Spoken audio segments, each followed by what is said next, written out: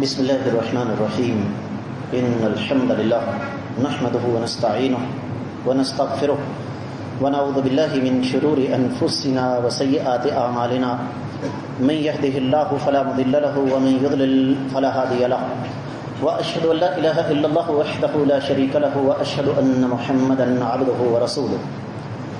معزز خواتین و حضرات، ہمارے ہاں ایک عجیب و غریب مزاج پایا جاتا ہے. او جی، جو مسئلے سوئے ہوئے ہیں ان کو سویا رہنے دیں. کیوں بھائی؟ ہم میں سے کون ہے جسے اپنے ہوش سنبھالنے سے لے کر وفات تک اپنے والد کی زندگی کا ایک ایک پہلو بھی یاد نہ ہو؟ جو ایک سے زیادہ بھائی ہیں، اللہ تعالیٰ سب کو اپنی خصوصی حفظ و امان عطا فرمائے. دلوں سے نفرت، کدورت، حسد، بغض نکال کر پیار محبت کے ساتھ رہنے کی توفیق عطا فرمائے. یقیناً بہت سارے ایسے بھائی ہوں گے یہاں، معزز خواتین میری بات سن رہی ہیں، جن کے بھائی ان کی زندگی میں فوت ہو گئے، بڑے یا چھوٹے. جب بھی کہیں تذکرہ ہوتا ہے تو ہم اپنے بزرگوں کا، اپنے فوت شدہ بھائی کا تذکرہ خیر کرتے ہیں. یار اس کے اندر فلاں خوبی تھی، اس کی فلاں عادت بڑی اچھی تھی. میں ایک دفعہ پھر عرض کرنا چاہوں گا، کیا اس سے بڑا کوئی ظلم ہے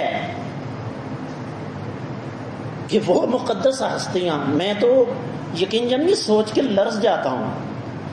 میں کہتا ہوں جس ہستی کو نبی علیہ الصلوۃ والسلام نے خود اپنے دستے مبارک سے گٹی دی، جسے ہم گڑتی کہتے ہیں، جس کا نام آقا علیہ السلام نے خود رکھا، اور احادیث میں واضح طور پر آتا ہے کہ نبی علیہ الصلوۃ والسلام نے سیدنا حسن اور سیدنا حسین رضی اللہ تعالیٰ عنہما کا عقیقہ کیا اور دو مینڈے ذبح کیے، جس کو ہماری زبان میں پیڈو کہتے ہیں. اور جن کے بارے میں ہمیں بتایا جاتا ہے، نبی علیہ السلام نے فرمایا الحسین منی وانا من الحسین، حسین مجھ سے ہے اور میں حسین سے ہوں رضی اللہ تعالی عنہ. اس ہستی کے ساتھ اتنا بڑا ظلم کہ ان کی زندگی کے 50 سال ہم کھا گئے، تذکرہ ہی کوئی نہیں.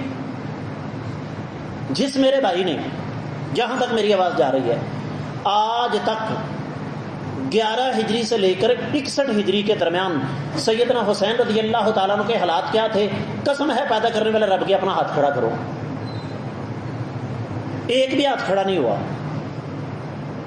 استاد جی اتنی عمر ہو گئی آپ کی، یقیناً جمعہ پابندی سے پڑھتے ہیں، جو دینی پروگرام ہوتے ہیں اس میں بھی آپ جاتے ہیں، آج تک کبھی آپ نے یہ تذکرہ سنا؟ کیوں؟ اصل بات کچھ اور ہے، اور وہ بات کیا ہے؟ توجہ کے ساتھ سنیے گا. جب ہم ان 50 سالوں کی کھوج لگانے کی کوشش کریں گے تو اللہ کے فضل و کرم سے بہت ساری غلط فہمیاں ذہنوں سے نکل جائیں گی. خاص طور پر خلفائے خمسہ، صدیق کائنات فاروق اعظم، عثمان غنی، حیدر کرار اور سیدنا امیر معاویہ رضی اللہ تعالیٰ عنہم اجمعین، ان کے بارے میں وہ گند جو زبردستی ہمارے دماغوں میں ڈالا جاتا ہے، جب صرف ایک ہستی کے ان 50 سالوں کا کھوج آپ لگا لیں، اللہ کے فضل و کرم سے ان ہستیوں کے بارے میں نہ صرف یہ کہ دماغوں سے غلط فہمی دور ہو جائے گی، بلکہ ان ہستیوں کی قدر و قیمت، ان کی محبت ہمارے دل میں مزید بڑھ جائے گی. اور یہ وہ جذبہ ہے جو اکثر لوگ نہیں چاہتے کہ ہمارے دلوں کے اندر زندہ رہے. اور یہ آپ پر کرد ہے. میں اپنا فرض پورا کر رہا ہوں، میں نے حجت پوری کر دی. میرا یہ جمعہ فیس بک پر، یوٹیوب پر بڑی دور تک جاتا ہے. جہاں تک یہ جائے گا، میں قیامت کے روز اللہ کی بارگاہ میں یہ کہنے کے قابل ہوں گا الہ العالمین میں نے اپنا فرض پورا کر دیا تھا. اگر ان لوگوں نے اس معاملے کی کھوج نہیں لگائی، یہ جانے، آپ جانے اور سیدنا حسین رضی اللہ تعالیٰ عنہ ہو جانے. دوسری بات، سفر کا مہینہ چڑھ چکا ہے اور ہمارے ہاں جو غلط سوچ اور غلط فکر پائی جاتی ہے وہ کیا ہے کہ سفر منحوس ہے. بھائی غالب جی تمہیں اس مہینے ویاہ نہیں ملن گے، حالانکہ ساری قوم گرمی سردی وہدی ہے نہیں، اس مہینے میں لوگ شادی نہیں کرتے، کیوں جی؟ سفر منحوس ہے. یہ عقیدہ کفار مکہ کا ہے. نبی رحمت صلی اللہ علیہ وآلہ وسلم نے اس عقیدے کی نفی فرمائی. صحیح حدیث میں آتا ہے آقا علیہ الصلوۃ والسلام نے فرما دیا کہ سفر کا مہینہ منحوس نہیں، اور جہاں نحوست ہے اس کی طرف ہماری کوئی توجہ نہیں. یہ بھی میں آپ کو بتا دوں، انسانی تاریخ کی سب سے بڑی نحوست، بہت غصہ آئے گا بعض بھائیوں کا میری بات پہ، لیکن بیان کرنا میرا فرض ہے. انسانی تاریخ کی سب سے بڑی نحوست شرک ہے.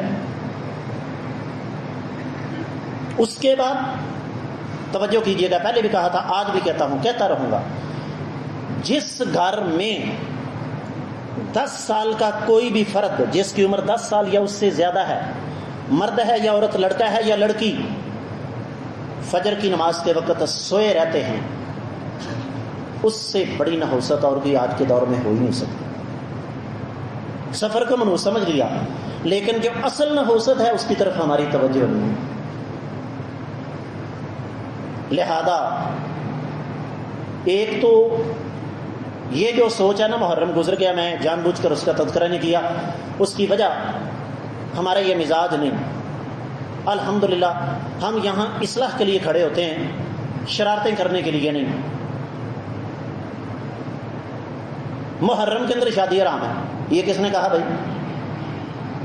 جبکہ اسلامی تاریخ کے عظیم ترین لوگ صحابہ اکرام ہیں، ان کی شادیاں محرم کے مہینے میں ہوئی ہیں. ہماری پنجابی زبان میں کہتے ہیں دیور نہ رشتہ نہیں کرنا، ہم سائے نال یاری کر لینی. امت مسلمہ کا حال بالکل یہی ہے کہ سیدھا راستہ اختیار نہیں کرنا، ٹیڑھی طرف جانا. سفر کو منحوس سمجھ لیا، جو اصل نحوست ہے اس کی طرف کوئی توجہ نہیں. اپنا عقیدہ صاف کر لیجئے. شادی ایک ایسا عمل ہے، شادی نہ کہیں نکاح کہیں، اسلام کے اندر شادی کا کوئی تصور نہیں. شادی سے مراد ہمارا جو سلسلہ ہے کہ نہیں؟ سونی صاحب ایک دور تھا، استاد جی تو بھی دیکھا ہونا، کیوں بھائی غالب جی؟ بچپن دے وچ ٹکر گھروں پکدا سی، ویاہ تے نچن والیاں باہروں آندیاں سن. اور آج حالات کیا ہیں؟ کھانا باہر سے پکتا ہے اور ویڈیو کے اندر ناچنے والیاں. بولو کیا خیال ہے؟ نئی نسل کو بڑا زبردست پیغام ہے نا ہمارا کہ پتر تیریاں پھپھیاں 2 گھنٹے نچیاں سن تے تاں تیرے ماں پیو دا ویاہ ہویا سی. ڈوب کے مر جانے کا مقام ہے. چونکہ یہ کام محرم میں نہیں بھی ہو سکتے، کنجرخانہ نہیں لگ سکتا، اس لیے ہم نے کہا محرم کے اندر نکاح نہیں. اور سفر منحوس ہے، سفر کے اندر بھی نکاح نہیں.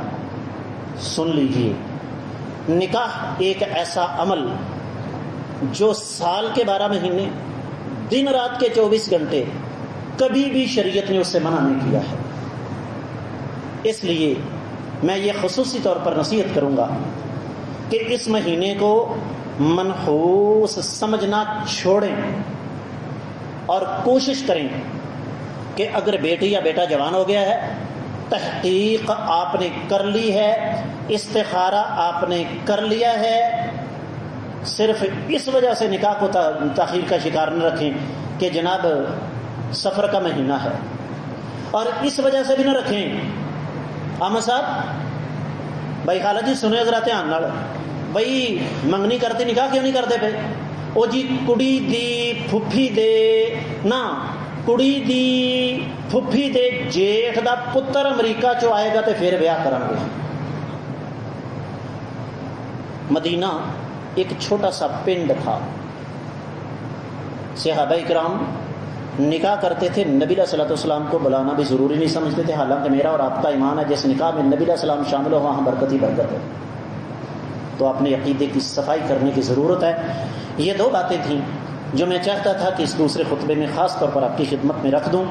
پہلی وہی سوال کہ سیدنا حسین رضی اللہ تعالیٰ عنہ عدالت قائم کریں گے اللہ کی، ہم سب مجرم ہوں گے، سوچ لیجئے 50 سال کہاں گئے. اور دوسری بات سفر منحوس نہیں ہے. اللہ کی بارگاہ میں دعا ہے اللہ تعالی ہمیں دین کو سمجھ کر عمل کرنے کی توفیق